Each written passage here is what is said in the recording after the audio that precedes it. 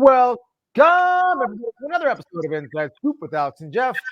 I'm Alex Dingman. I'm Jeff Doss. What's up, guys? And we have our special guest today, the originator and founder of sportmartialarts.com and so much to our sport. Emily Cooper, how you doing? I'm great. Thanks, guys. Although I'm slightly blinded by Alex. I know, yeah. right? Like I said, if Michael Jackson did Christmas parties, this is what he would wear. No, please, no, he would not. Alex. Speaking of Christmas parties, do you get into Christmas parties? No, I'm not a real big I mean, I don't really do a lot of crazy celebrations and stuff like that. I like to chill. I'm going to be spending Christmas out of town, someplace warm. I'm not really into the cold, even though I'm stuck here in Minnesota. Trying to do as much as I can to not be cold, despite my circumstances. Yeah, I can't understand what to wear right now here. So it was 28 degrees this morning and then 60 degrees by noon. So yeah, I mean, I'm sure it's still better than, but it's just one of those things that's confusing and annoying. All the more reason to have a Christmas party. That's what I'm saying. I know. I saw some of the pictures and video of your Christmas party, Alex. I had a couple. Did you already have your party, Alex? I did two of them back to back. I DJ'd our company Christmas party, and then like that night someone hired me to do their Christmas party at their house, and it was like they wanted a bit to be like the office fancy Christmas party. I blew that shit right out. We were like, no, we're gonna turn this up. So we had a great time. But you've already had two Christmas parties. Christmas is still like a week and a half, 2 weeks away. Isn't that awesome? Are you going to have more? I hope. I'm not going to have any more. I'll probably be at another one. Yeah, another one. Okay. No, we just had another baby. We're not hosting any kind of parties of any. Oh, that's your party. Okay. Yeah, exactly. Yeah. Crying babies. Oh man. You don't even know. Isn't that one of the 12 days of Christmas? 3 screaming babies. 3 screaming babies. That's my life from my house. 3 screaming babies. Oh man. Good stuff. All right, guys, before we get going into the rest of the show, we want to remind you guys that we are sponsored by the Virtual Fight Tour, and we're again excited to be supporting and being supported by Jesse Ray and the Virtual Fight Tour.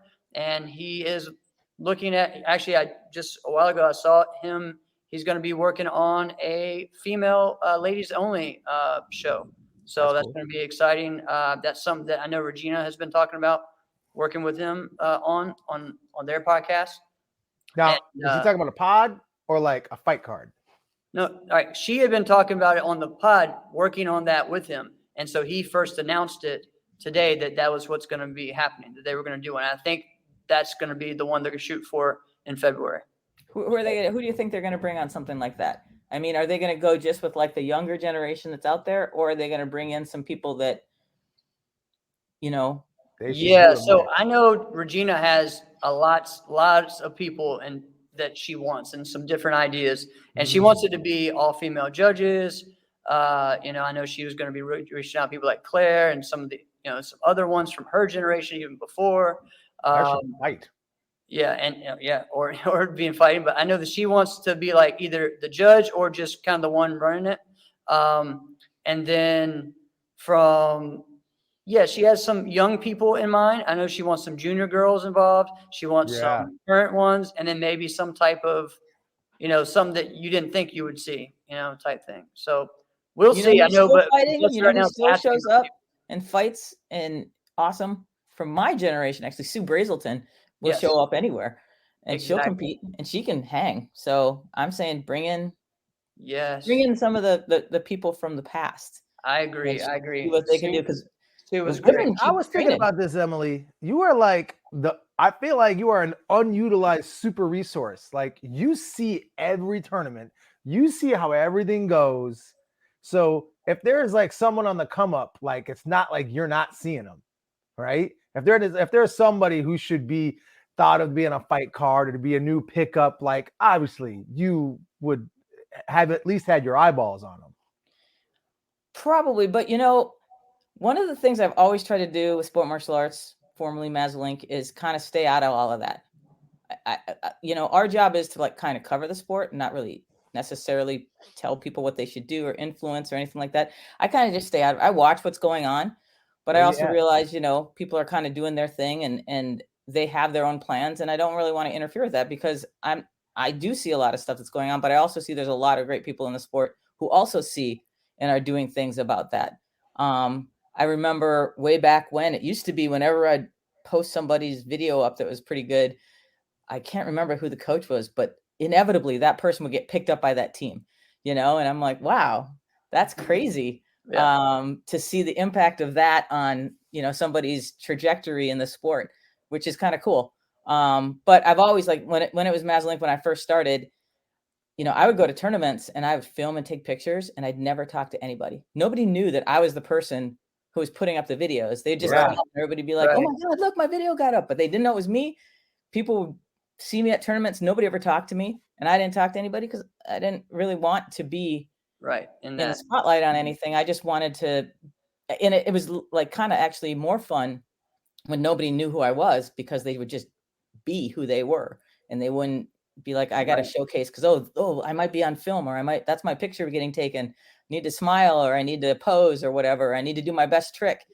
Or, oh my God, it's sport martial arts or Maslink is videotaping me. And then they like fall down and screw up.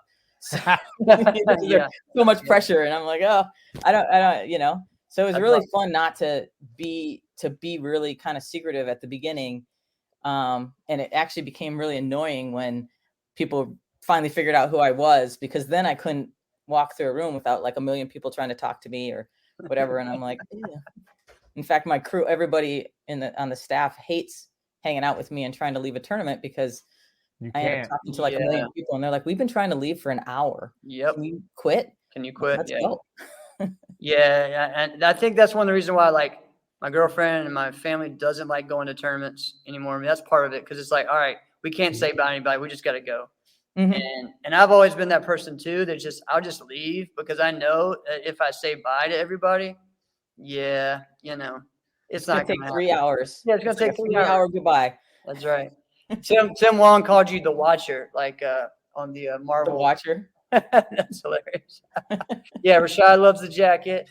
I know. Andrew says, "What's up?" So how long do you think it took before people actually really figured out it was like, oh man, that's her. She's the Maslink. How long do you think it really took? When did you start that? Well, I started in 2000. I started way back at a little tiny tournament in Wisconsin. Is the first time I remember. I have a terrible memory. So honestly, I'm probably not completely accurate, but I know it was 2000, around 2000, 1999, 2000. We did a little tournament in Wisconsin. And I remember filming there. There's a bunch of people from AKA. Willie Hicks was there. Willie knocked somebody out. He was still a junior. And I have that on tape, that's I think my first filmed knockout was Willie Hicks. And the reason I started is I was in Minnesota. I moved to Ohio after law school and kind of started a little club karate school, and they wanted to go compete. And so we decided to go because I was like, I remember competing, but it was years since I had competed. And I'm like, let's go. And I went out and I realized how advanced the sport had gotten in the 4 years that I had been in college and in law school or whatever, and not competing. And I'm like, wow, this is great. This is amazing what people are doing. People need to see this. Plus, I was bringing my students, and this is back in the day when you could actually take your students and the parents would be like, here's my kid. See you later. Yeah. Let me know when you're back, and maybe I'll let them in the house or whatever. And so you just go. And then the parents would say, what happened while you were there? And then you have to explain it and show video. And I was like, this internet thing is kind of cool. And this is back in dial-up. It'd be really cool to be able to show to the parents what their kids did all at once instead of individually or having a few pictures that we have to develop. So that's how I started putting it online, then realizing that lots of other people were coming to see it that were interested in the sport. And then I'm like, well, if I want my students to get better, I need them to see people that are better than them. And they can't just look at themselves. So I'm videotaping all of the other people who are competing to show my students that this is what you should be trying to aspire to, and give them ideas for, to get better and better. And it just grew from there. And I think the first time we went to an actual like world level event, it was Charlie Lee. And Charlie Lee, he's quite an innovator. Yes. We went there and I said, we'll come and we'll do all this stuff. I think we did it all for free. I was like, I'm not going to ask you for anything to help us get to travel expenses, nothing. We just did it. And after we did it, it was something that other promoters were like, we want to be a part of that. And we want to be promoted through that. And so that's kind of how it started. It's always been a passion project for me. I mean, my real job is I'm an attorney. I own my own law firm and it does quite well. And that's what I do full time. This is something Maslink Sport Martial Arts has always been just kind of a side thing. I call it my jobby because it's a hobby, but it's like a job because it takes a lot of work. Right. But it's never been profitable.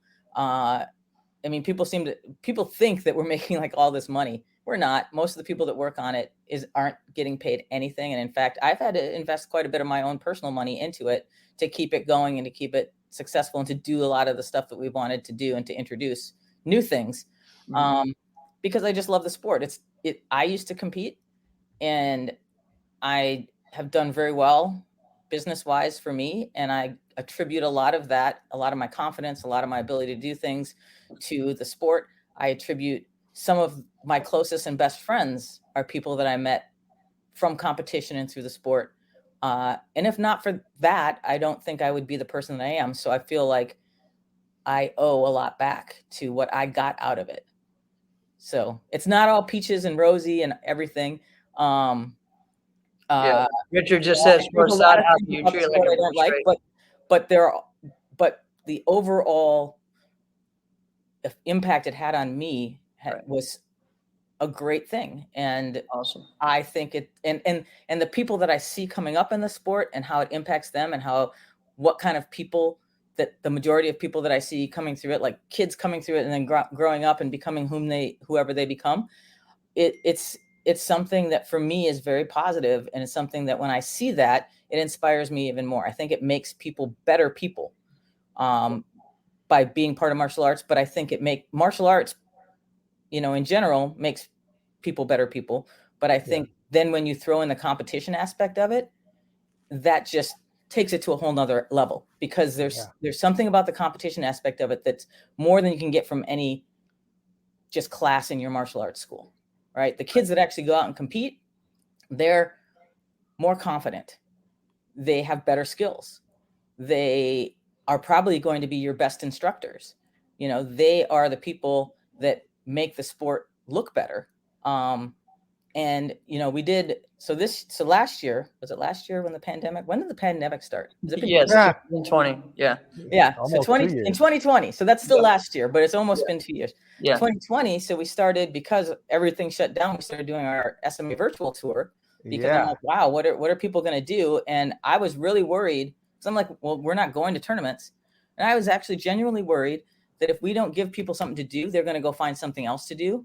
And then when tournaments start coming back, they aren't going to come back. And in fact, we've seen that impact. We've seen a lot of people are not back. Even though there have been tournaments, there's still a lot of competitors that you aren't seeing. And I think there's a lot of people who, now that they've been able to stay home and not spend all their money going to tournaments when they used to be addicted to tournaments, are realizing, wow, it's kind of nice to have money. It's kind of nice to stay home. It's kind of nice not to travel every weekend and hang out. And I like being at home. So we've lost a lot of competitors, I think. And so that was a big concern. So we started the virtual tour as an opportunity, and everything was free. We let everybody do it for free, to let people compete in some way so that they could keep being involved in the sport, and also to attract some new people to sport. And lo and behold, it was incredibly surprising to find that, most of the people, we did have a lot of like known competitors who got involved because they didn't have anything else to do and they wanted to do this, and became very competitive and good for them. But we had a lot of people that I've never seen in my life that have been involved in this, and that are now, I'm seeing them transition from that. They've gone to some live tournaments. So I've seen them there. It's been really amazing to have a community like that. And it's gotten me more excited about the sport, more involved in the sport, more able to see kind of from a different angle how the sport impacts people and the positive impacts it has. So that's been really a wonderful thing. Awesome. Who's someone from the virtual tournaments that you didn't really know before that now you've seen, and maybe, I don't know if it's because of the virtual tournaments or just since the virtual tournaments, this has had a major impact. Is there anybody that comes to mind? Oh, where should I mean, there's a lot. There's a lot. Well, so on the one, remember the virtual tournaments, because we do them live. So they're Yep. like being at a real tournament. You show up on Zoom, you do your performance, everybody else does it. If you drop, you drop. If you, Yep. so it's not like the video uploads where you video and you can do it like 15 times, then upload it, your best one. This is, you are in the pressure of doing live tournaments. So I think one thing it's done, it's really helped a lot of kids that were maybe your 6th, 7th, 8th bench on the bench person before COVID are now showing up for 2nd, 3rd level. I think a couple that you could look at, Caitlyn Kowalski. She's won an overall grands. Nobody knew who she was before COVID. I didn't know who she was before COVID. She did virtual tour stuff. She was one of our superstars in the virtual tour. Great young lady. And shows up at US Open, her first live event after the virtual tour, and gets on stage at Battle, gets on stage at Diamonds, wins at Pan Americans. Yep. Awesome. Look at Zeke Gomez. Did you ever know who he was? Nope. He's a kid out of Will Canonizato's school, Right. who he was, when he started the virtual tour, I was like, wow, that kid's talented, but he needs some work. He needs to polish it. He polished. He's great. Harold Lerner, that kid's on stage. You've got, well, I could keep going and going and going. Yeah, there's so many. But there's these like are all people that you're mentioning that really, if you said the name, nobody would know who they are before COVID. That's really interesting. That's awesome. Yeah. I mean, there's a lot of names. If you look who's on stage now, I would say quite a significant percentage of them have some connection to doing some of these virtual events. And whether they did one or they did a bunch, Katie McMillan, she's up there. She's now winning. She started in the virtual tour, and that kid worked her butt off for 2 years, you know, in her yard doing stuff. And now she's on stage and she's winning. So the other kid, there's 2 other kids too that I know have got picked up on teams as well, like Dax Howland. That kid's great. There's a lot of people also that are. I'm trying to remember his first name, but he's been on stage at most of the tournaments. He's from San Diego or from California. Oh, Judah. Yeah, Judah. Yes. Yeah. So, I mean, those guys have been, they were just active at every event. Judah is amazing. He was hilarious. He started in the tour. He does extreme stuff. And I remember there was one incident where he's in California. He's doing his stuff out in his driveway, and somebody's walking their dog, and the dog started attacking him. That's right. He's almost been run over by cars, attacked by dogs. And, if you can get through that, there's getting on stage somewhere is like nothing compared to what he's had to go through. So see, then there's another enticement to watch the virtual tour because you don't know what you might see. Exactly. Oh my word. Yeah. I have seen living rooms destroyed. I have seen, little brothers and sisters wander like diapers in almost naked through the middle of people's performances. Yes. We have seen one of the most amazing performances. I think we saw a woman from Wisconsin, the Zimmermans. She's a mom, and she has a karate school there, and she has 2 kids and a whole lot of pets. And so she's competing in the adult division. She's doing her form, and in the middle of her form, her dog's like jumping on her. Her kids are like walking in and going, "Mom, mom, mom, mom," and like bugging her. She did her whole form, stayed focused, finished the whole thing pretty much with 2 kids hanging on her, a dog and a cat. And I'm like, if you can do that, you can do anything. Yeah. Oh man, that's nice. I've seen some try to do it like outside in the middle of like when it's about to storm, and we had a woman do it in the middle of a hurricane when she was on vacation in like Florida or something like that. Out. Right. Oh yeah, it was crazy. We had somebody do it on a beach. Somebody was in on vacation somewhere in like the winter, and we had one woman who, for our grand championship, she was driving home from like a football game, and she stopped by the side of the road and did it in the headlights in the middle of the night. Did her performance. Awesome. That's so good. Now, devotion. Were there any injuries? Were there any domestic injuries Oh, because of the I virtual mean, tour. there have been people have hit themselves with their bow, you know. I mean, there's been more property damage, I think, than personal injury injuries in the virtual stuff. Yeah. Oh, I love it. I love it.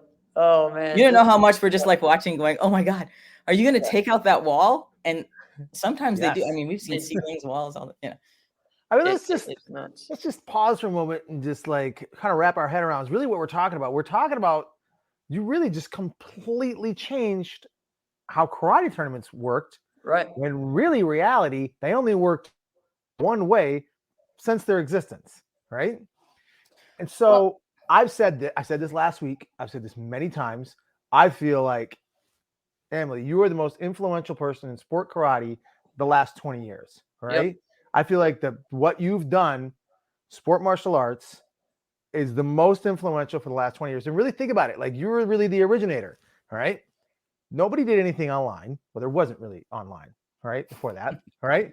So, but nobody really, I mean, outside of the NBL and the NASKA yearbook thing, nobody had any print. Nobody had a lot of articles. Right. Articles. I thought the articles were super dope. Yeah, there was no articles. It was really some tricking community type stuff, websites, maybe like martial arts tricks, Bylang, those types of things. Kicks, I remember that. Things like that. The message boards, you know, black and blue message boards, you know, that kind of stuff was really all good. that. Yep. Yeah. Yeah. But when sport martial arts really hit, you know, it was really cool. Well, I'll tell you, one of my goals in doing it, like I said, has always been because I want to get back to the sport, but also because I want to elevate the sport, because I see people working so hard, training so hard, hours and hours. Like, we have some people to do the things that they do, they have to train like professional athletes do. Some of these kids, I mean, you're looking at like 10, 11, 12-year-old kids that are doing things that are just outrageous that people can't do. Most people can't do. And that, I think people should know about it. I mean, that's the whole point of sportmartialarts.com is to help other people see what's going on here and how great this is and how valuable it is. So, and, you know, articles, just a secret is I think I'm fairly ADHD and ADD. I get bored really easily. I don't stay focused on stuff all that long. I mean, you may notice sometimes it'll be like, oh, Sport Martial Arts is posting all sorts of stuff. It's usually me. And then it kind of stops for a little while because I got bored or I'm like, got distracted by something. And so for me, for Sport Martial Arts, like since the beginning, it's always been kind of an idea of each year. I'm like, well, you know, I did this and I did this. I got to do something new. I mean, I already did all this. If I don't do something new, it's kind of like a shark. If I'm not moving forward, I'm going to die and I'm going to get bored. If I get bored with sport martial arts, then I'm going to stop it. So if you see, like each year, you'll see that there's something different that's happening or I'm doing something new. And in fact, I would say that the pandemic, despite how awful it was, allowing the introduction of this virtual stuff was the new thing for me. And that's what kept me excited about the sport. And now that I guess this is a great segue, right? Yeah, right. Now that we're moving into 2022 and kind of moving past the pandemic, you know, there's now a new project that we're involved in that I think is going to be great for the sport that I'm super excited about. It's something, you know, I've been doing this since 2020. So that would be 22 years. I've been competing longer than that. I mean, I started competing back in 2000. Yeah. No, I actually started competing probably back in the early 90s or so. Right. Yes. But as far as sport martial arts and doing it from the media perspective and the camera perspective, that's been since 2000. So that's 22 years. Yep. And I think even back from when I was competing, all of that time, I don't think there's anything I've ever seen like what hopefully, well, not hopefully, but what we intend to do with this collaboration that we're going to be doing in 2022. It's something that's actually going to elevate the sport. It's going to, it's super exciting because this is something that I've wanted to see happen for this sport for a long, long time. Mm-hmm. And it's basically taking the sport to a level where it's going to actually get recognition. It's going to get the backing of some major players in the sport to do something that tells the story that I've been trying to tell for 22 years, but telling it in a way that's going to be more impactful, you know, and going to tell it to people from outside of the sport community. The one thing about sportmartialarts.com, and honestly, even about your podcast and most of the podcasts and Point Fighter, all of that, is we broadcast to the same people. We broadcast to the same audience. Yep. We don't broadcast out to people outside of our community. Right. Yep. So we're always talking to the same people. And you might have noticed that a lot of the articles I've been putting up, and we're actually going to be releasing a new website soon, are basically geared towards, here's what's great about the sport. Here's why you should get involved in competition. Here's why you should try it. And that's the whole point of the virtual tour as well, is it's an incredible gateway for people who've never done it to not have to commit to, I'm going to spend hundreds of dollars to go to this tournament, to have my kid decide that they don't want to do their form because they're too afraid. And I hate the sport now, right? Versus I can try it, get them comfortable with it, know some people so that when I go to the tournament, they're actually going to know some of the people at the tournament and they'll be comfortable and they'll enjoy the tournament and want to do more, right? So it's kind of a gateway to bring people in using the virtual events and then sending them to events that are going to give them kind of like that initial onboarding that's going to be good for a customer so that they'll stay within the sport and keep doing this and get the benefits from it. But the collaboration is going to, so that's kind of the direction that I've been trying to go with sport martial arts. My change is basically going from constantly just going, okay, I'm just going to post videos, or I'm going to do this, or I'm going to tell everybody, put up a bunch of photos, to I want to educate people about why this sport is good.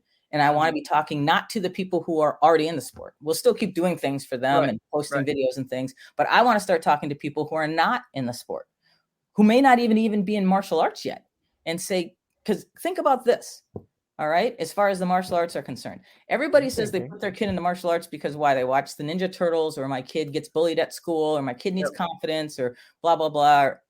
But think about any other sport, soccer. Why do they put their kid in soccer?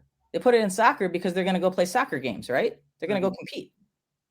So why not change the perspective to those people? Because most of the time, the kids that want to compete that go to the schools, they're the smallest percentage number of people, because the kids that compete and are really good athletically that want to do that are going to go do other sports once they realize that there really is nowhere to go with sport karate. But if you market to people with the concept of, oh, you want to compete? Guess what a great sport it is to compete in is martial arts. Now, here's a karate school that can train you so you can go compete in martial arts, right? And they come in the front door expecting to go into tournaments. Right. That would be awesome. Perspective. Yep.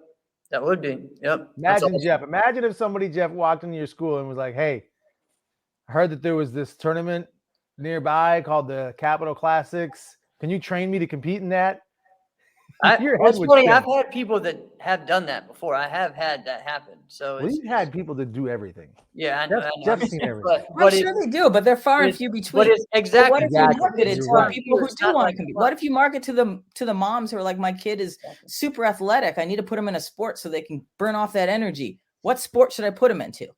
So instead of putting them into it because I want them to learn manners and I want to be respectful and I want them to not get bullied, they put them in there because my kid's a super athlete and I want this is the sport that I want them to go do. Exactly. Yeah.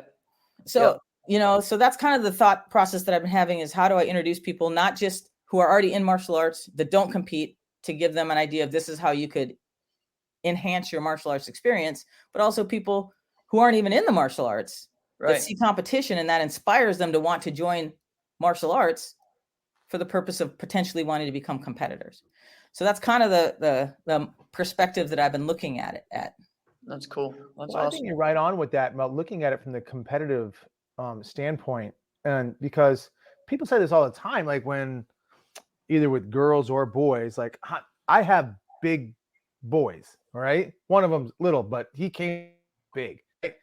So people said all the time, oh, that kid's going to be a linebacker, or that kid's going to be a linebacker. And I'm like, yeah, be a black belt first, but whatever. Right. But I mean, people just think like that. Right. And the same thing, like when they see my daughter, like, oh, she'll probably be a gymnast. Right. And I'm like, she'll kick someone in the face first. But yeah, all right. Right. But I don't rule anything out. But people think like parents think like that. I mean, you're a parent, right? You think the same thing when you see him do certain things, and all of a sudden you start thinking, oh, could he do this? Could he do that? Right. But you don't think, oh, could he just sit in a classroom for 20 minutes and then go home? No, that wasn't the thought process. Right. I mean, when people are thinking, I want to put my kid in an activity, most of the time they think of martial arts for the discipline aspect of it. And then they think of soccer, softball, baseball, whatever, for the competition aspect of it. And I think that's kind of where the disconnect is there is a competition aspect to martial arts. We just never tell anybody about it until they're already in martial arts. And then we're like, wow, you're really good. Do you want to go compete? So what does that look like? Right. And then they want to quit because they're like, wow, competition is great, but you don't really do it at your school. And there's only a couple kids that do it. And you can't really teach me because you don't really know anything about competition. And you don't have a competition class or whatever. And then they go and start doing private lessons with somebody. And then they don't have an instructor anymore. And, and so, there's that disconnect there. And so that's where I guess where I've been, when I think about the martial arts and do that. And I mean, I have the luxury of being able to do it because unlike Jeff, I don't have a karate school, so I don't have to do that. And I just have a kid and I can see it from his perspective. It was really funny. I actually, normally if I go to a tournament, I just waltz into the tournament and I go do my thing and blah, blah, blah, blah, blah. And I never have to wait in line. But, when my son, who has done martial arts, he's not doing it right now. I hope he'll get back into it. But I actually took him to a tournament and I actually decided to be the parent and do it like a parent does and go wait in line, get his ticket, go in, sit by the ring, do all that kind of stuff. It was an awful experience. I would tell you that. It was terrible. It took forever to be in line. Cost a hell of a lot of money. My kid's like crazy. Went in there, sat by a ring for hours waiting for our division to start. Never started. Didn't have enough judges. Finally, they found I had to go find people to judge. I was like, hey, since I know people, and I'm like, I actually do have things I got to do today. So can you guys come over and judge my kid's division? Because I think he might be the only one in it. And you're the only person, and you're the only parent in that division who could have pulled that off. There's other parents. I mean, nobody honestly, could have pulled it off like that. There's other parents who, depending on your relationship, you might be able to get people to judge. But yeah, so I was just like, look, I got, I've experienced what it's like to sit around at a tournament, and I see how it is. I've had enough of it now. I get it. This has been a terrible onboarding experience. If it weren't me, if it were just somebody who this is their very first tournament, this would be a terrible experience and they probably would never want to come back. And that was years ago that happened. But that in and of itself was enough for me to really start thinking about how can we do things to improve things so we can make the onboarding experience something that's more customer friendly so that people want to come back. That experience alone, I didn't even care if my kid won or lost. Right. That experience alone was so distasteful. I would have never come back if I weren't who I am and my involvement in the sport. And so if you think about just the common person who comes in with their yellow belt and that's the experience they have, one, their kid is hungry and unhappy. The parent is now unhappy and they're not going to come back. Yeah. And that's terrible customer service. And it's, we need to remember that we're a sport, but we are also, we're also providing a service to people and they're paying you and they're customers and they need to be treated appropriately and well. And that's kind of part of like the virtual tour was a way that I learned a lot about because we did surveys after almost every tournament and I got great feedback from parents to find out, what they liked, what they didn't like, what you like about the schedule, what you didn't like. I discovered that when we ran their divisions back to back to back, which we did, parents are like, my kid's exhausted. Cause I did it because I'm like, if I run them back to back, you'll be done in an hour and then you'll be able to go on your merry way. And the feedback was, my kid's exhausted from the marathon. Do you think you can give him some breaks in between some of the tournaments, some of the divisions? And I'm like, oh, okay. And then I'm like, oh, well, what if I run like different belt levels in the same ring so they get to see what other people are doing? So the black belts get to see what the underbelts look like and the underbelts get to see what the black belts look like. That got a great reception. People are like, wow, that was really cool because now my kid, normally you put all the underbelts over in one section and they never see what the black belts do. And you put all the black belts over in the other section. They never see what the up and comers are doing. You kind of mix them together with their divisions and all of a sudden they're all like, wow, I got to see a black belt. That was amazing. And then the under black belts get more inspired to do more. And the black belts look and go, oh, I see what's coming up. I remember how that was for me and I'm a role model. Now I got to behave appropriately, So just different things that we got to experiment with the virtual tour was really just a lot of fun and gave me some more insight into that. But so Emily, are we going to see some of that with these events? Let's kind of explain what is happening, because we talk about say collaboration, but again, Black Belt Magazine, right, Sport Martial Arts, Mat Action, and Jungo TV are working together, right? Right. And Four entities working together to improve the sport. Basically, this is a broadcast collaboration is the main thing. Okay. Black Belt Magazine has its own channel now on Jungo TV, and it wants content for that channel. We worked with them for producing the U.S. Open finals, and we worked really well together with Black Belt Magazine and Jungo. And Mat Action, which provided the graphics and all the stuff for the finals and so on.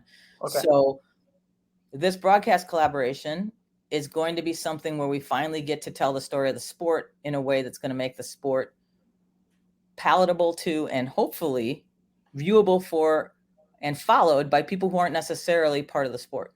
Right. So what we're working on is we're trying to bring together some of the best minds. At this point, we're looking at how do our production crew bring in the best minds. And honestly, Jeff, your name has come up a couple of times, so be prepared for the call. To figure out how we're going to do the storyline. We just brought in Lauren Carney, and the goal is to figure out how we're going to kind of weave all of these events together, weave a storyline together with them, and it's not just going to be, well, here's, John Smith, competitor who comes from such and such place and blah, blah, blah, blah, blah. It's going to be more than that. We want there's a lot of ideas that are going back and forth. Well, but it's like I'm not a BMX rider or a skateboarder, but I will sit and watch every event that they'll do because of the stories, the connection, and it looks cool, right? Correct. And so it's the same thing. That's why people for years love the X Games, But I bet you most of the people that watched it weren't, people that, now they had a following of those people, yes. But there's still people from the outside that were just fans of it, right? Saying they were motocross and stuff. So yeah, it's the same thing. There's also, this is stuff where, everybody's like, well, how did you choose these tournaments and stuff? Honestly, these are the easiest ones that I can work with. Okay. All right. Awesome. It's the easiest ones for me to work with. These are the ones that I know that when we say, hey, this is what we got to do to make this work, they're going to do it. And they're willing to do the investment. They're willing to do the work. They're willing to do what needs to happen so we can make this project work. Because honestly, if we don't make the project work, then this is it. This is kind of like the pinnacle of what we can do for the sport. And we can either make this work or we can bitch and whine about it and say, I didn't get included. So now I'm butthurt about it or whatever. And not help the sport. Right. But this is nothing to do with leagues or politics or anything like that. This is just merely, I work well with Black Belt Magazine and Jungo TV and Mat Action. Mm-hmm. I work well with these promoters. And one of the roles of sport martial arts is to work with the promoters, and Mat Action is to work with the promoters so that we can create shows that will and work with competitors so we can create shows that people want to watch that are outside of this industry. And so these are big enough tournaments so that the final shows themselves can be broadcast and be watchable, right? And they have enough revenue coming in so they can invest in their finals enough to make their finals look the way they need to be. And they're also, they're spread out throughout the year. Throughout the country. And pretty much throughout the country. Yeah. And throughout the country. Yep. And they're good people and they're willing. We have meetings and stuff like that. We don't talk about leagues and politics or anything. What we talk about is, okay, what do we need to do for lighting for your show and this and that so that your finals is going to work? What do we need to have for the Wi-Fi so this is going to be good enough? What do we need to know? What are we going to do in your show? Who's going to be in the show? How do we make it so we have consistency across all the shows, but it's not that they're going to have Jeff Doss in the finals and he's going to do the same form 5 times in a row. Right. That's going to be boring for viewers. How do we deal with that? How do we deal with making sure we have referees that are going to actually understand that they are part of the show and they have to do their job in a way that's going to be good. I mean, that's the whole point. This is like proof of concept year. Yep. We're going to make this year work. Right. If this year works, then yes, we can expand and we can do a lot more. Add more. Yeah. We can do a lot more if we make this work. Emily, I love that, and I think that, and that makes sense, and everything. My thing is, do we ever think we'll get to a point where a league like NASKA announces this as a thing? Because this was an announcement really made by like a production company. You know what I'm saying? Correct. So it was made by the production crew, not the league. Not the league. Yeah. Yes. And so, well, I mean, honestly, I don't think Black Belt Magazine wants to only work with one league. Okay. They want to go everywhere, right? Right. Yeah. They want to work with everybody. Right. And so does Jungo. And so do we, because we do. And so when this first came out, my initial plan was I wanted to include Irish Open and WKC. Right.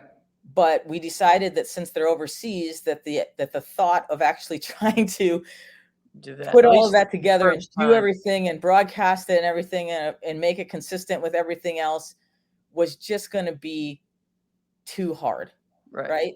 Because we want success. So we're going for the low hanging fruit as far as something that's going to be easier to do and more controllable so that we can make sure the outcome is what we want it to be. And so it's going to have a much, much higher chance of success. So this is not league specific. This is sport karate specific. Right. This is, I mean, the thing that's being excluded is things like we're not doing traditional Taekwondo, and this is not WKF. Right. And this is not, those kinds of sport karate. This is 100% open. This is open sport karate tournaments. Right. And doing a league involving, not a league, but a broadcast shows involving that. And now who's going to be involved and how that's going to end up in the long run 5 years from now, I can't answer that question. I don't know. Well, and it's but like, I do know that at the end of 2022. Yeah. What was that? I was just saying, it's kind of like when you guys tried to do the Open World Tour, it wasn't just NASKA events. It was some WACO events, some WKA A lot of international events. A lot of international events. You had Mexico, which was an NBL tournament. You had a lot of different. I mean, that was one where it just didn't really have the structure that it needed. Yeah. It needed people who were going to actually sit down and make it happen and had the time to make it happen. And that just didn't have that. But this does. And I mean, one of the things we're trying to do is be very inclusive. I mean, I'm working right now. We're working on like concept and all that kind of stuff for how we're going to do the shows.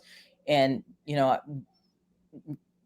Hunter Lyon and I are the ones that talk about this most of the time from Mad Action. And we were just sitting and talking, and Hunter's like, look, we need more people. We need more brains. We need more people getting involved in the production part because we can't do it. We can't do it all ourselves. Right. And I'm like, yeah, you're right. And lo and behold, that night, that's pretty smart. Lauren Carney called me that night to talk about copywritten music and stuff like that. And I talked to her. And so, she knows a lot about the industry. She's been involved in live productions and things like that. And she knows competitors. She knows kind of how a show needs to run. And so she wants to be involved. And we're really excited about that because she thinks she's a great person to be involved. And we want the right people in the right seats doing that. I mean, you may not realize this, but Toby Ruth, part of the Battle of Atlanta, he knows a lot about production. And I mean, if you've seen his tournament, you can see that. He's got some brilliant ideas. We have a question right here, Mike. I mean, from Mike, just about this, and I'm sorry to cut you off, but Jungo TV, is it a subscription-based type thing, or is it a free? I've just for people. Jungo's free. Jungo has its own app, and it's free. Like the U.S. Open was broadcast on Jungo in 2021, and all you need to do is download the app, and you could watch it. So the Black Belt Magazine's channel, which will be on Jungo, you just need to download the Jungo app, and you can watch all the shows. They have shows on there already. Just not sport karate tournaments going on, but they have. I think they do like some show mano a mano, and they've been. They were at Diamond Nationals interviewing a lot of people, and I'm not sure if they put any of those interviews on there, but one of the beautiful things about this is sport martial arts. It's me and other people, and like I said, we don't necessarily get paid for most of the work that we do. And we don't have time to be like a full-blown production crew. We just don't have the staff. I mean, this project is going to involve me putting a lot of my own personal money, because we all agreed, the 4 that are part of this, that we're all kind of paying our own expenses for this first year until we can get it off the ground. But as far as Black Belt Magazine and Jungle, what they're doing is their expenses are, they're going to be doing the post-production for interviews and the storylines and things like that. So you're going to see Black Belt Magazine at these events. They're going to be probably following people around, videoing things, doing interviews with people. We're going to really be trying to get what we need to make sure we can tell these stories and make sure we can weave all of these events together. I mean, this may go as far as us talking to competitors and saying, hey, look, you know what? We know you're probably going to be winning at the next 5 events. Can you come up with more than one routine? Yeah, Ooh. Exactly. Because if you do the same routine at 5 events, people are going to be bored out of their mind. And this is now a show. This is now not just a finals, but it's entertainment too. Agreed. To cater to the crowd. Who would be, over the years, who would have been the perfect athlete for this type of format? I don't know, but I will tell you what.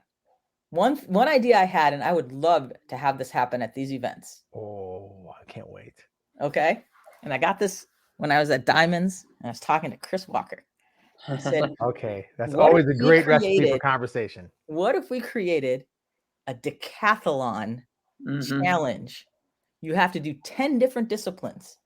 Right. And because we went through all the Chris different Walker's things the only one who can do that. Yes, Chris Walker's done traditional forms. He's done team forms. He's done weapons. He's done traditional weapons. He's done extreme, open, continuous fighting, team fighting, point sparring. Chris Walker's a unicorn. Yeah, he is, but he's a challenge. Can anyone else do that? I mean, imagine. I'd try it. Yeah, I think everybody. Yeah, I think so. Yeah, I would. Yeah, if you were told, you can pick any 10. Can you do 10 divisions? Well, yeah, I mean, I've done that before. Yeah, never mind. And then when I said that out loud, I was like, wait a minute, Jeff does that regularly. Yeah. So we've got 2 people now. Jeff and Chris do 10 divisions. Yeah, it's crazy. I'm trying to remember who else. Actually, I know Corky Sykes did that as well. The year after I did it, there was a tournament down here that gave away a motorcycle for whoever did did the most divisions, but won the most points, an overall type thing. So we've had several ones that do that. But can you imagine if that was a challenge at each one? Exactly. Enter into the decathlon contest. Who can do 10 different divisions and score the highest in the most of them, right? So the goal would be it's going to be Chris and Jeff. Well, I don't or know. If John Sue comes back. Listen, I mean, Rashad can do it. Rashad. Never mind. All right. There's a lot of junior competitors that are on their way up too. They're on that transition that can do it. So. I think it's mostly right now. Junior competitors are the most likely that can do something like that, because there are junior competitors that will compete. Do it all. That's true. And even newly ones like Julia Plocker does pretty much everything. Her brother does a lot of stuff. Everything, there's lots of ones like that. I remember. I don't know if you know her, but she did virtual stuff. Alice Gross. Yes. I would look at her virtual registration, and she's got 11 divisions. I'm like, oh my god. Right. So there is, there are people that can do it. There's just a small handful, but I think that would be a lot of fun. To challenge. So Emily. Yeah. Richard Osborne brings up a good question and just a concern about it. He said, my only concern is we need to make some changes on the events and the product itself. Being story/competitor based, it will take the pressure off a sport that needs some polishing. Give us time to make some changes. So I think that's kind of the goal, right? Well, I mean, what he's saying is there's still things that we need to change before we highlight it. But so how do we do it? So what are some of the things that are we really need to change that will help in this project? We only have 10 minutes left. I know. No, Emily, this is your time. We're just living in it. Yeah. Look, I've been in 22 years, I've seen many, many things that need to change in this sport. I mean, we don't have enough time to go through that list. And honestly, we don't have enough time to change them before this project goes forward. No. Yeah. I have learned one thing from doing sport martial arts and media, and that is no matter what's going on in the background, if you do it right, no one needs to see the crap back there, right? Right. So you don't know how many times I've gone to a tournament, taken a picture of somebody looking like they're doing a perfect kick, but their form looked like crap and they fell all over the place. Right. That picture picture made them made look them- like the ultimate martial artist. So true. So as far as this is concerned, what we can do with media is you can make, we can put lipstick all over this pig and make it look real pretty for everybody else and worry about the changes later.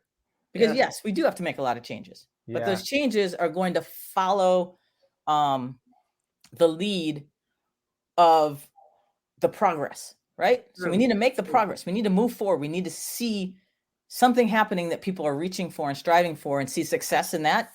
And then you're going to see changes, because then people, like the virtual tour, we just did it. Yeah. And we made changes as we went along to accommodate what we realized needed to be changed to make it a better product. So right now, I think we can make what we have look pretty darn good. Yep. Well, right. Speaking of just doing it, I got a question, because this is kind of a throwback. So one time when I was present, when you just took it over and just did it, it was the men's fighting division for the AKA at that time Grand Nationals.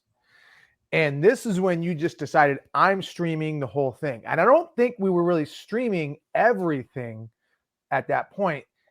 And you just took over. You ran everything, right? And you said, we're going to do super lightweights all the way up to heavyweights. Put in your brackets now. Give me your, because it was cards. Give me your cards, all right? And then the brackets were set. And everybody left feeling like, this was great, all right? I'm a heavyweight. I know exactly when I'm going to go. I don't have to sit around and check in. When am I going to go? When am I going to go? Are you up next? Do I go after you? Everybody just knew. And if it took an hour, if it took 3 hours, they were fine with it because they knew. So tell me, was it that tournaments didn't let you continue doing that? Or did you feel like that was way too much more work than it was worth? Yeah. Because that was one of the best ran events. This is 2015 AKAs. All right. One of the best run events ever. And you ran it. Well, I ran it because I was running it as a show. Exactly. Right. And you can't verbalized have dead time in a show. You can't have people sitting around counting their cards and figuring everything out. That's the worst live streams ever, is when we stick a camera in a ring and it we goes, see it all and the then time. There's like 10 minutes of people just sitting and stretching in the middle of the ring while the judges are going to the bathroom or whatever, or they're thinking about, are we going to run another division? It's the worst. So I did it because I knew I was going to live stream that division. And I was like, if I'm going to live stream this, I'm going to make it so that people want to watch this live stream, and you guys are all just going to get to benefit from it. As far as that, I think, I don't know. I mean, I think part of it is a lot of times when I go to tournaments, there's a lot of stuff that I have to do, and I can't necessarily just run a division or run a bunch of divisions. And some of it is, a lot of promoters want to run their tournament the way they run their tournament, and I'm not going to step on their toes, and I'm not going to go, do something unless I feel like the promoter wants that to happen and welcomes it. I mean, AKA Warrior Cup, I have a special relationship with because, Hunter's one of my best friends, and I've known Sharky since the dawn of time. They would allow me to do something like that. And there's other events that would allow me to do that as well. But there are events where I do understand, look, the promoter wants to do this themselves. This is their event. This is their thing. And I have no desire to argue with that or do something that they don't want to do, or input myself into somebody's event when I'm not being asked to do that, or I know that would make the person feel uncomfortable. So I won't do that. All right. Good stuff. Good stuff. All right. So Emily, before we finish up, I want to hear some fun things. So again, like we talked about the story of Matt, really it was Mass Link, right? And I remember you guys had a tournament at one time too, right? Or a league. Yeah, online tournament. No, I didn't have a league. Well, we had a tournament when I was in Ohio. I had a couple of tournaments in Ohio. Yes. Yeah. Because like I said, I'm ADHD. And I want then to you just have try the new things. team. I'm like, everybody else is running tournaments, so I guess I should figure out what they're Right. doing. So when I'm going to tournaments, I understand what the hell I'm doing here and what they're doing, so I can, help or whatever and everything. So yeah, I had some. It was fun. One of my good friends, Richard Plowden, brought his folks and supported it, and so that was really awesome. I mean, again, like some of my best relationships, some of my best people that I would call some of my best friends are people that I met in the martial arts. And if not for the martial arts, I never would have met them because they would never run in the circles that I run in. Yeah, I mean, I'm an attorney. right. I'm running around with other attorneys all over the place. I'm going to court and all this. I would never meet. I don't think outside of the martial arts I've ever seen Alex Dingman anywhere, right? And we lived in the same state for I know. years. We lived in the same city for a while. Yes. And I've never seen him anywhere outside of martial arts places. So, and Jeff, I would I would not know that you exist on this planet if not for martial arts. So, I mean, I gotta say that has been a wonderful thing for me is martial arts brings people from so many different walks of life together. Exactly. In one common place, and you meet people that you'd never be able to meet anywhere else. And you Correct. realize because you have this thing in common, this craziness that we call martial arts competition that we all keep coming back to and banging our head against that brick wall, which some might call insanity and others call open sport martial arts competition. It has created these relationships that I mean, think about it. When you think about your top 5 people, how many of them are martial arts related that you met them through the martial arts? Exactly. And do you think you'd be the person that you are if not for them? Correct. Yeah. I mean, it's so true. So true. Yeah. All right, Emily, give me maybe 1 or 2 stories to finish this up of the sport, like something crazy or something fun that we just need to hear, maybe behind the scenes of sportmartialarts.com. Oh, I got some questions about that for sure. But I want to hear this. Alex, timely. All right, let's remember timely. I'm aware. I'm aware. A quarter an hour. All right. Yeah. I'm aware. Well, I mean, we've got some, it's been crazy. I mean, I remember when we used to go to tournaments, I used to bring all my students to it and we'd get one hotel room and I had kids literally sleeping in bathtubs and in drawers of, the cabinets and stuff like that all over the place. Just so, because we had one room and, that was it. We had, oh God, I don't remember the name of it, but we had a van. I bought this van and it was just this big junker and it was what we drive across the country in. And I remember we were coming back from some tournament, we were driving to Amerikick one year. And do you remember Jeff LaFrance? Yes, yes. Great guy. Jeff LaFrance, and we had Steve Miller, and Steve was driving. It was the middle of the night. We're all sleeping in the car. Steve has it on like auto speed or whatever, speed control. And all of a sudden we hear this big boom. And everybody wakes up. We're like, what happened? And he's like, I think I hit a deer. And he did. He hit this deer. He just totally destroyed the front of it. And he didn't even put on the brakes. The only reason we slowed down is because of the impact from the deer. And then it went right back up to the speed it was before. We just kept going. Crazy. So we get to Amerikick, we have to get like blood and deer guts off the grill of this van that he destroyed. And then I remember one time we were coming back from someplace in New York, and I decided that I was going to go through Canada. And I had a couple of these kids with me. With their parents were like, "Yeah, just take them." And so we're about to go over the border, and they're like, "Oh no, is this your kid?" And I'm like, "No." Like, well, do you have permission to take it across the border? I'm like, I didn't even consider this. And that was like right after we had come in the other side through the Detroit area with a bunch of kids. And they're like, do you guys have weapons? And I'm like, shh. And they're all like, yeah, I have nunchucks. I have bow. I have commas. And they're all like pulling out all these karate weapons from all these different parts of the van. And the Canadian, they're insane. They're like, what? This was many, many years ago. So back it wasn't quite as bad as it is now. And they let us in. But after I explained that they are just demonstration things for karate. But I mean, it was just insane, the types of things that we did way back when. I mean, you remember, Jeff. Oh, yeah. I remember days. I remember the good old days, I mean, one of the coolest things you did was you actually released like a CD or DVD that I think it was 2000 to 2001. It was like the best junior forms or something, right? Yes. I think it was like the best 15. I think it was like an age group, like 15 to 17, actually, I believe. Because at that time, you think like the 15-17 division That was in NASKA phenomenal. and NBL were just full of talent. And it was so much fun. Still legends to this day. Yeah, I mean, it was just and you couldn't just pick one league that, oh, this had the best or whatever. Because at that time we were doing, like, myself, Daryl, a lot of us were doing both, Yep. both. And so it was really cool. And I remember just being featured on that was a big deal. It was kind of like, this is the next step of kind of like being featured on a Black and Blue video. Right. Then, but different because your form was picked to be on this, and that was something really cool. I probably still have that. I still have I'm slight hoarder when it comes to some of this stuff. I still have all of our printed material. I sent you some VHS tapes, years ago. What was that? So I sent you VHS tapes. I still have that. Years ago, yes. I think I digitized parts of it. I still have quite a bit of it. I remember, maybe it was 1990 or 1991 Diamond Nationals.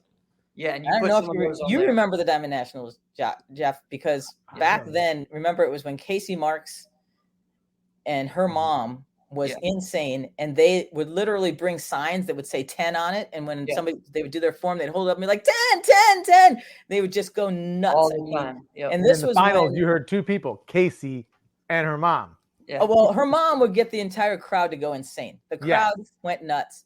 And at the Diamonds, they would have, remember, they have the Friday night team fights, and then they'd have the whole team challenge, whatever, the world and national demo teams or something like that doing their thing. Yep. And, they had those two guys. What were their names? Alex from Wisconsin. Wait, are you talking about the Wisconsin guys or the Wisconsin dudes that would always win the national one? You're talking about Team Extreme? Yes. Yeah. Team Extreme. Mike Welch. It wasn't Mike Welch and Jeff. It was some other guy. So there was four of them. Well, at one point there was four. No, it was when there was two. There was two guys that used to always do the sync one, as I recall. But anyway, so I just remember those Friday night events were probably some of the most exciting finals you could ever watch. I mean, you get packed into this little room. I was always way in the back, and I remember being way in the back with my VHS recorder camera, holding it way, way up. Yeah. Going, oh my God, all the blood is rushing out of my arms. I hope I, don't pass out, as I'm trying to video this thing from the farthest back corner you possibly could be on, standing on a chair behind everybody. And I'm videoing this whole thing. And I think that was the finals that Kim Do first made. Okay. So, yes. So, this was, 91, 92. Yeah, you're right. Yep. And I remember watching that Kim Do form and going, oh my God, that was amazing. I've never seen anything like that. And then immediately going back to my karate school and trying to do a spin kick into the splits and pulling a muscle and being like, oh my God, I'm never going to do that again. And, and he didn't, he didn't really do anything that you see the kids doing today. Right. I mean, he did, I think a back handspring or something like that, or a back tuck. Yeah. Back tuck. Yeah. But his kicks, honestly, I really miss kicks. Yeah. I miss people doing forms where they demonstrate just some amazing basic karate kicks. What was the last hook kick you saw in a form? Where's the last, Julia does a pretty nice side kick in her form. Yeah, she does. But I kind of miss people just going, let me just demonstrate to you that I do know some karate. Right. And throwing an amazing kick. And then you going, that was their right leg. Can they do that on their left leg? Right. Never. Nobody thinks of that anymore. That was 2004. Nobody even thinks of that. That was so long ago.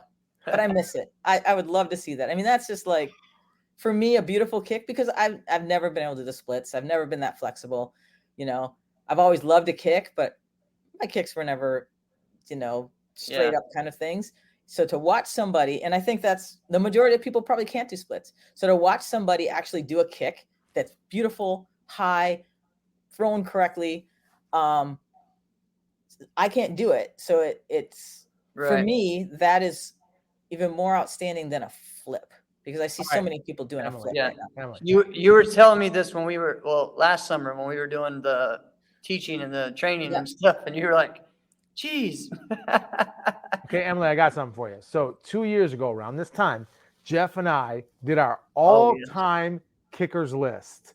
Oh God. Jeff did the all-time kickers, like actual kicking, like what we're talking about, for forms. And I did it for fighting. Who is your favorite, or do you think is the best kicker ever in forms or fighting? Who do you think? Well, I have my favorites. I don't want to like say somebody's the best because Well, I'm who's probably your going to miss favorite? somebody. Who's your But favorite? I would say my favorite kickers. So Pedro is one of my favorite kickers. Yes. He was very impressive when he was doing it. God, what's her name? South Carolina, Jeff. Oh, Nikki Carlson. Nikki Carlson. I actually fought her once, and not necessarily because her kicks, because she didn't really do forms. Right. But that girl kicked like a mule. Yeah. I fought her, and I remember she was side kicking me in the arm, and I was blocking her kick. She wasn't scoring anything. She won the fight. It was like 3-1 or something like that. But afterwards, I woke up the next morning. I couldn't move my arm because she kicked me so hard. I was like, "Ow, that was really painful." Christine Van Rodriguez has amazing kicks. What about forms? Well, Christine did forms. Yeah, and fighting. Would you think Christine Van Rodriguez is the best forms kicker, though? What was that? Was she your favorite or the best? No, again, like I said, I'm not super flexible. So anyone who's flexible for me, I'm like, whoa, that's pretty amazing if it's like effortless to do that. Mark Canonizato, I would have to say, when I think about kicks, Mark Canonizato. Did you put him on your list, Jeff? No, I didn't. He was like, when he threw a kick, I'm like, does he have any weight in his leg? Because it looked like it was so easy for him. He just placed it there. Right. Yeah, he placed it there. It was there. But it had power in it too. It just looked so effortless. So that was always amazing for me watching that. Who else? Kicks. Despite what you're hoping, Alex, I'm not going to say you. I'm not thinking me. Jeff has amazing kicks. I was thinking and he Jeff. also has, I think, an almost bizarre level of flexibility. Right? He can do some stuff with his body and his legs that like most normal people can't do. Chloe Bruce. Yeah. See, don't get him started on that. But yeah. I'm not a major fan of her form kicking. Is it because you're jealous? Oh my gosh. It's because I don't think they're actual martial arts kicks. Jeff, let me put this thing. Jeff and I put out a top 20 list. Jeff put her 4. Yeah. It's incredibly too high. I would have put her on the list. She wouldn't have been that high. Well, I'm not. I'm just like things that are popping in my head. I don't have a list. Yeah. Steve Horse. Where would you when I see people kicking, and it's a good kick, I like it. Right. Where would you put Jason Borelli on the fighting? Oh, Jason, he's got some great kicks. Tim agrees with you. I love watching Jason. I think that the thing is that with Jason, you know, the type of kicks he did were somewhat limited. Mm-hmm. You know, so he didn't do a lot of different types of kicks when he'd fight. Like Pedro, yeah. Like Pedro, and so yes, okay, I see what you're saying. Yeah, I mean his kicks were beautiful, but you know you can kind of count them on one hand, and you know I for fighting, for me, I like appreciate someone who can do a lot of different things. Yeah. You know. Yeah, like that style, that Boston Taekwondo style of Pedro and the Brady's, that they would be hitting people with tornado kicks to the body and 360 wheel kicks and all kinds of stuff. But his signature kick, the axe kick, was, you know, when that showed up, you're just like, ooh, you know. Yeah. Right. Rewind that. Yeah. It was crazy. Oh man, this is good reminiscing.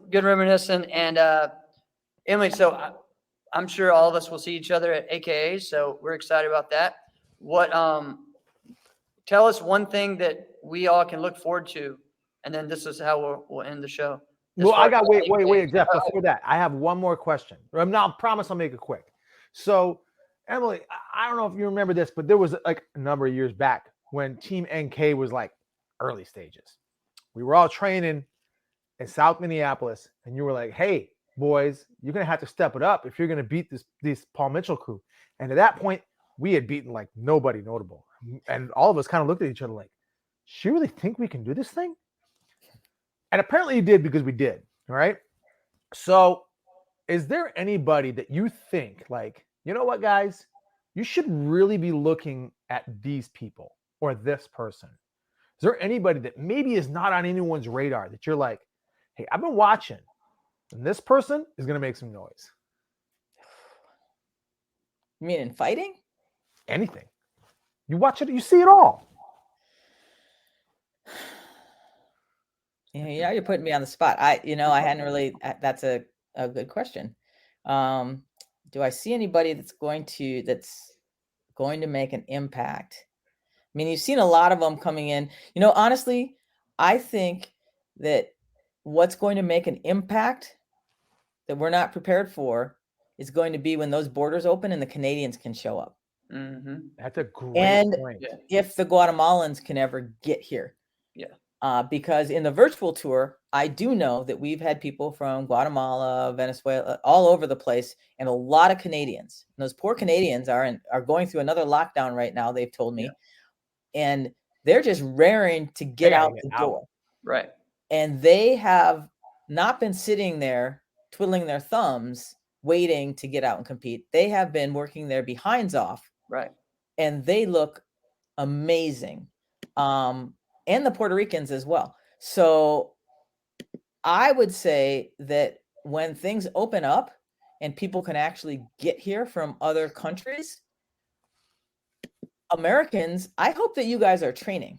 Yeah. Because when they get here, there's a call they are going to run over you if they can, because they are chomping at the bit to be let loose to show their stuff. And they are like, it's awesome. They're not going to come here and spend all their money to come to the United States and be like, oh, boy, you're really good. I just came to watch you. They're here to kick your ass.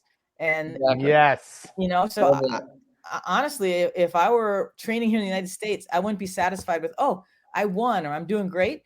I would be looking at what's happening over the border and watching some of these people on these virtual things and saying, who is it that I should be watching out for? Because as soon as they're able to get here, they might show up in your division and knock you just right off your throne, because they're watching you. That's for sure. Exactly. Ooh, I love it. I love it. Start training tomorrow. Yeah, I think. All right, I think that I don't know if we need to end any other way. I love that. That's the best way. Yeah, awesome. Well, Emily, thank you so much for joining us. And guys, I hope, we answered all your questions about the collaborations in 2022. And of course, if they got more questions, they can reach out to you, right? Right. My pleasure.